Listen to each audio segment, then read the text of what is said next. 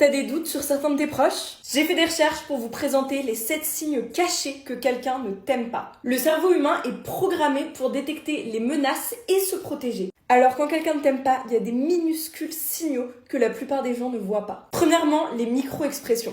Un vrai sourire se lit dans les yeux et dure 2 à 3 secondes. Mais un faux sourire disparaît en moins d'1 seconde. Je m'intéresse beaucoup au langage corporel et quand quelqu'un ne t'aime pas, tu vois littéralement son corps se fermer. Observe par exemple s'ils ont les bras croisés, les pieds tournés vers l'extérieur ou les épaules dirigées vers la sortie. Ton cœur le capte pas, mais ton cerveau le sait, ces gens veulent s'éloigner de toi. Ça pour moi, c'est un énorme red flag, les gens qui manquent de curiosité. Quelqu'un qui t'aime veut savoir qui tu es et s'intéresse vraiment à toi. S'ils posent jamais de questions et qu'ils se souviennent pas de ce que tu leur racontes, c'est clairement un signe de désintérêt total. Ça, j'espère que maintenant on l'a tous capté, mais les réponses minimales. Ah, ok.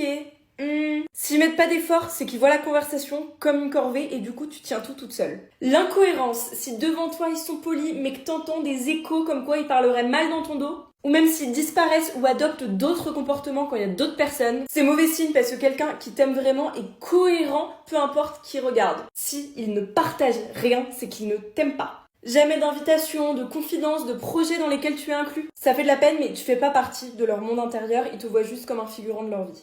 Et celui-là, j'en ai encore fait l'expérience il y a quelques jours, je vous promets, c'est l'énergie invisible. Et je suis sotte parce qu'apparemment, c'est le plus puissant des signes. Quand tu vois quelqu'un, si quand tu pars, tu sais, tu rentres chez toi et tu te sens vidé, fatigué, pas bien, que t'es un peu anxieux et mal à l'aise, et ben en réalité, c'est ton intuition qui te parle et il faut l'écouter. Si vous vous êtes rendu compte que des gens vous aiment pas avec cette vidéo, sachez que moi, je vous aime tous. Et c'est pour ça que je partage les meilleurs conseils tous les jours, alors pensez à vous abonner.